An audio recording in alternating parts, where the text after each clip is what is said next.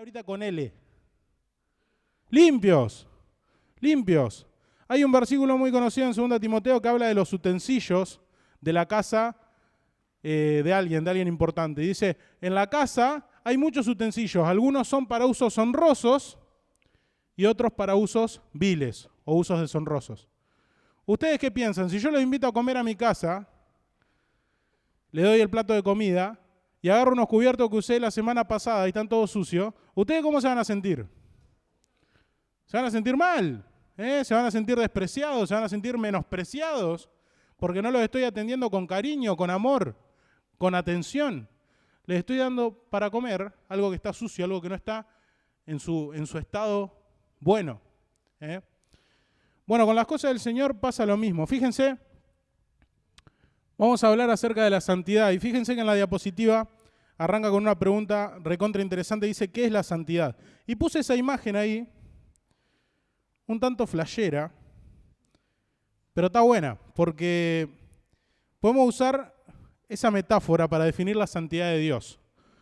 Imagínense esta metáfora, esta imagen. ¿Alguna vez miraron el sol? ¿Qué pasa si te quedas mucho tiempo mirando el sol? Te arden los ojos, te hace mal. Ahora imagínate si te acercas al sol, si va cada vez más cerca, ¿qué va a pasar? Te va a empezar a quemar, te va a empezar a derretir porque el sol es repotente, es repoderoso. Bueno, imagínense la santidad de Dios como algo similar. Si yo, como persona pecadora, como pecador, me quiero acercar a la santidad de Dios, me va a pasar lo mismo que si me quiero acercar al sol, me voy a prender fuego. Porque delante de la santidad de Dios, un pecador no puede estar. Se prende fuego. Porque Dios es un Dios santo y el pecado no puede entrar en su presencia. En la antigüedad, cuando el sumo sacerdote tenía que entrar a la presencia de Dios, el sumo sacerdote era esa persona elegida por Dios para transmitir su palabra al pueblo. El sumo sacerdote entraba al templo y en el centro del templo había un lugar que se llamaba lugar santísimo. ¿Qué tenía que hacer el sumo sacerdote para entrar a ese lugar antes de entrar? ¿Sí o sí? ¿Cómo? Orar, pero bien, hay algo más importante. ¿Qué tenía que hacer? El sumo sacerdote debía limpiarse. Y no hablo de una limpieza exterior, es decir, no se tenía que bañar. Una limpieza interior. El sumo sacerdote tenía que limpiar sus pecados. ¿Y cuál era la forma de limpiar o de tapar o de borrar o de quitar los pecados en ese tiempo, cuando Jesucristo todavía no estaba? A través de un sacrificio. ¡Qué bien! Están a pleno. A través de un cordero, de un sacrificio, a través de un holocausto, se le decía en ese tiempo, que era un sacrificio a Dios, un derramamiento de sangre de un animal puro, que limpiaba, borraba, quitaba el pecado de esa persona para que esa persona sea apta para entrar a la presencia de Dios. ¿Qué pasaba si el sumo sacerdote se olvidaba de hacer el sacrificio y entraba al lugar santísimo? Capaz que se moría, se prendía fuego porque estaba impuro, porque estaba todavía cubierto de pecado y delante de la presencia de Dios el pecado no puede entrar. Esto explica lo que pasó con el primer hombre y la primera mujer en la tierra. Dios crea al hombre y a la mujer y los pone en un lugar privilegiado, en el huerto del Edén. Y los pone como mayordomos. Al hombre lo pone como mayordomo. Le dice, de todo este lugar, de cualquier cosa vas a poder comer, menos de este árbol. ¿Qué hace el hombre? Desobedece a Dios. Y automáticamente Dios los saca de su presencia. Me están llamando. Rechazar. Dios lo quita de su presencia. ¿Por qué? Porque delante de la presencia de Dios, con nuestro pecado, no podemos estar. Esto es la santidad de Dios. Delante de la santidad de Dios, nosotros nos prendemos fuego. Si hoy queremos entrar a la presencia de Dios con nuestro pecado, sin haber resolvido nuestras cuentas con Dios, sin haber sido perdonados por Dios, sin haber sido limpiados por la sangre de Jesús, no podemos entrar a la presencia de Dios. No hay forma, por más buena persona que seamos, de entrar en la santidad de Dios, en la presencia de la santidad de Dios, porque no hay chance, no hay manera. Ahora, fíjense lo que dice Levítico 11:44. Yo soy el Señor su Dios, por lo tanto, está ahí atrás el versículo, por si lo quieren leer, ustedes se santificarán y serán santos. ¿Por qué? porque yo soy santo. Vamos a la siguiente diapositiva. Hay un pasaje en la Biblia que está ahí, que es bastante largo, pero se lo voy a resumir. Es una visión que tiene el profeta Isaías. El profeta Isaías dice que una vez en sueños, en un sueño que tiene, se encuentra en un templo, delante de un altar. Y dice que en ese altar estaba Dios sentado, rodeado de 4 ángeles. Lo describe ahí, vayan leyéndolo si quieren, pero yo se los cuento más resumidamente. Se encuentra con Dios rodeado por 4 ángeles que se cubrían, dice, tenían 6 alas.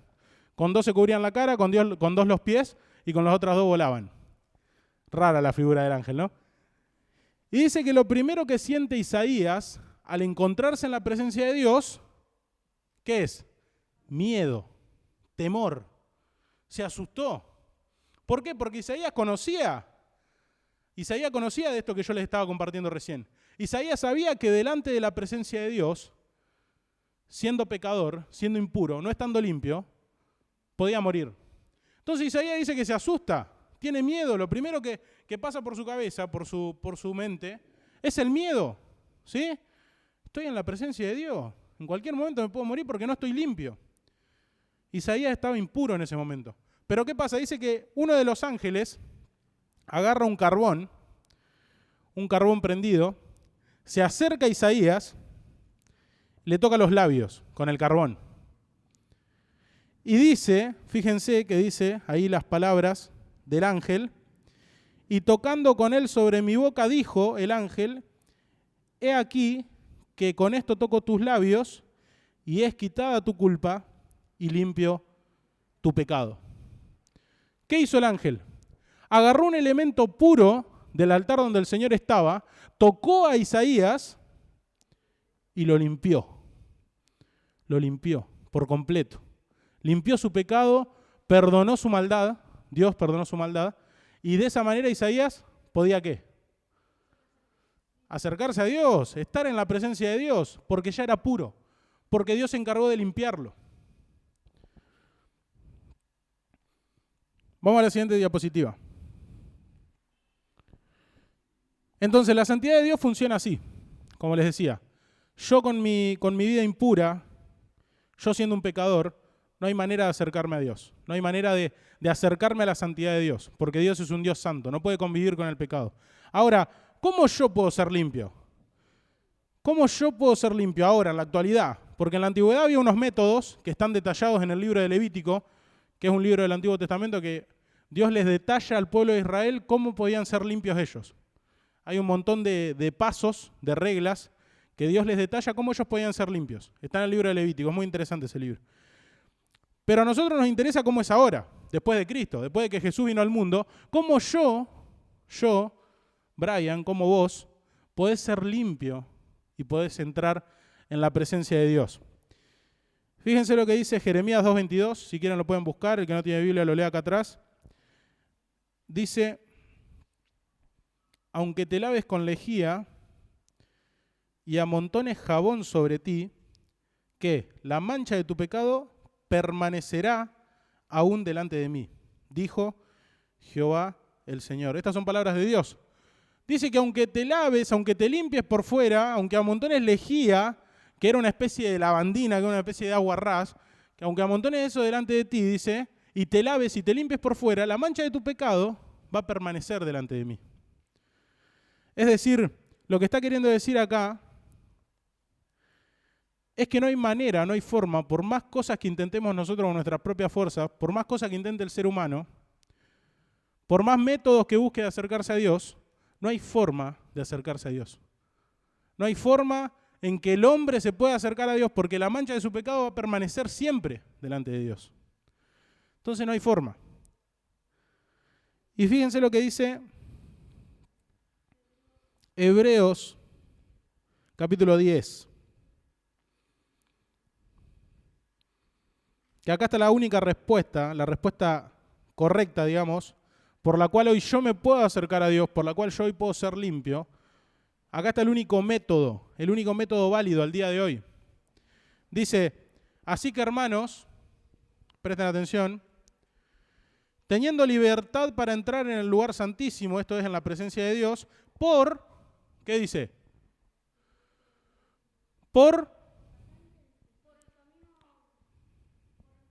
¿Qué dice el versículo? Acá atrás.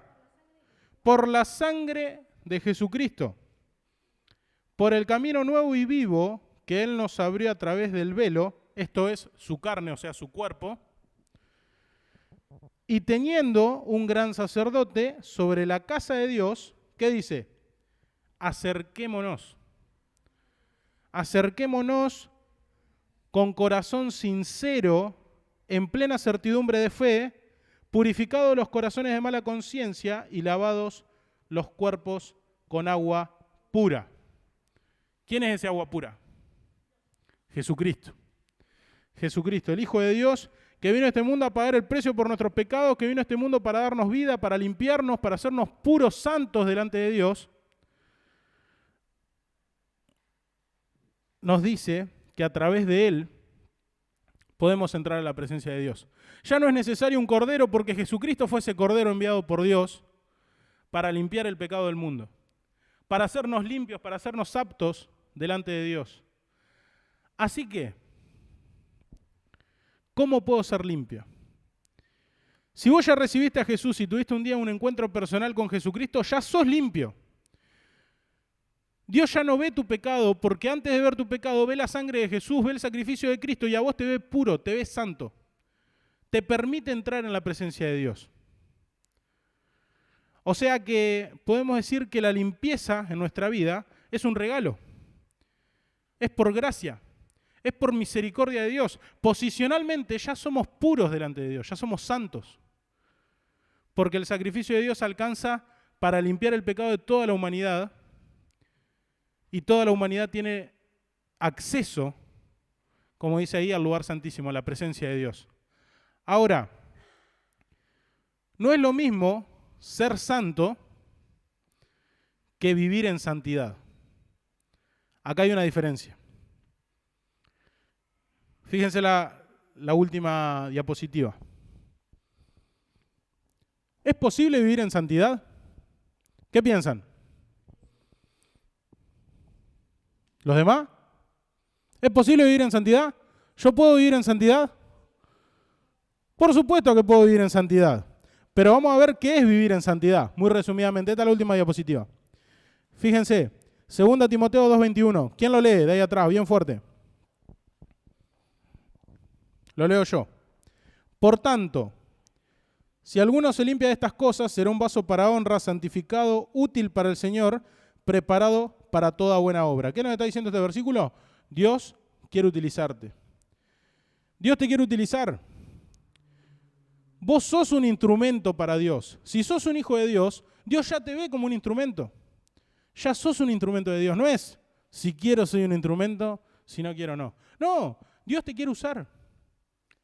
Ahora, hay dos posibilidades, como decíamos al principio. Puede ser un instrumento que dé honra, que glorifique a Dios, o puede ser un instrumento que no glorifique a Dios. Puede ser un instrumento sucio, un instrumento manchado, un instrumento que por fuera aparente vivir una vida de piedad, una vida en santidad, pero por dentro está totalmente sucio. ¿Qué es vivir en santidad? Yo le voy a dar un ejemplo que una vez vi en un video que me recontra quedó. No sé si es la definición más correcta de vivir en santidad, pero a mí me recontra desafió porque me sirvió para ver realmente qué es vivir en santidad para Dios. Imagínense que por 24 horas, no va a pasar, pero imagínense que por 24 horas Dios te dice, sos libre para mandarte la macana que vos quieras, para hacer el pecado que vos quieras, para tomar la mala decisión que vos quieras, y al final de esas 24 horas no vas a tener consecuencias. O sea, la consecuencia de tu pecado, de tu mala decisión no va a estar. La consecuencia de las macanas que vos te mandés no van a estar. No vas a rendir cuentas delante de Dios. Dios no te va a condenar, no va a afectar tu relación con Dios, lo que hagas en esas 24 horas, no va a afectar tu relación con Dios. Va a estar todo bien. Es decir, Dios no se va a ofender. Dios te va a decir, joya, está todo piola, seguimos como estábamos. Ahora, yo creo que vivir en santidad es, aún sabiendo de que mi pecado no va a tener consecuencia, aún sabiendo de que mi pecado no va a afectar mi relación con Dios, por amor a Dios, decidir mantenerme fiel igual. Por amor a Dios, porque en mi corazón hay un amor profundo hacia Dios, decido no mandarme las macanas que tengo permitido hacer. ¿Se entiende? Para mí vivir en santidad es eso. Es por amor a Dios cuidarme del pecado, cuidarme de la desobediencia, cuidarme de hacer las cosas que a Dios no le gustan que yo haga. Por amor a Dios. Fíjense lo que dice este versículo. Que acá, en Primera de Juan, que dice más o menos esto es lo que yo les estaba diciendo. Dice, en esa clase de amor, está en otra versión, fíjense lo que dice. En esa clase de amor no hay temor, porque el amor perfecto expulsa todo temor. Si tenemos miedo, es por temor al castigo. Y esto muestra que no hemos experimentado plenamente el perfecto amor de Dios. Nosotros amamos a Dios porque Él nos amó primero. Chicos, vivir en santidad no es vivir bajo normas, bajo parámetros establecidos por Dios por temor a que me vaya mal. Por temor a que si hoy no hago las cosas bien, mañana quizá me va mal, mañana quizá Dios me castiga. Eso no es vivir en santidad. Eso es vivir una religión, eso es vivir unas costumbres, eso es vivir de una manera vana, de una manera que no trae bendición y de una manera que tampoco salva. Vivir en santidad es obedecer a Dios por amor. Es entregar mi vida, consagrar mi vida a Dios, pero por amor, entendiendo de que Él me amó primero y de que Él mandó a su Hijo para que yo hoy pueda ser salvo. Eso es vivir en santidad.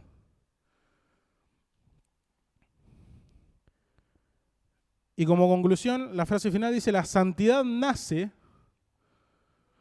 del amor a Dios. Si yo en mi corazón tengo el deseo de amar a Dios con mi vida, de consagrar mi vida a Dios, pero por amor, no por miedo, no por costumbre, no porque el otro lo hace, porque el que veo todos los sábados se ve que obedece a Dios y le va bien, y a mí me está yendo re mal, entonces voy a probar. No, eso no es santidad. Santidad es entender de que Dios te amó, de que Jesús te amó, de que Jesús decidió ir a pagar el precio por tu pecado, y de esa manera consagrar mi vida a Él. El apóstol Pablo dice, con Cristo estoy juntamente crucificado y ya no vivo yo, mas Cristo vive en mí. Y lo que ahora vivo en este mundo, lo vivo teniendo fe en el Hijo de Dios, el cual me amó y se entregó a sí mismo por mí. Eso para mí es vivir en santidad. Como les digo, no sé si es la definición más adecuada, pero es la definición que a mí más me sirvió. Entender de que vivir en santidad es vivir amando a Dios y como consecuencia eso va a traer la obediencia a mi vida.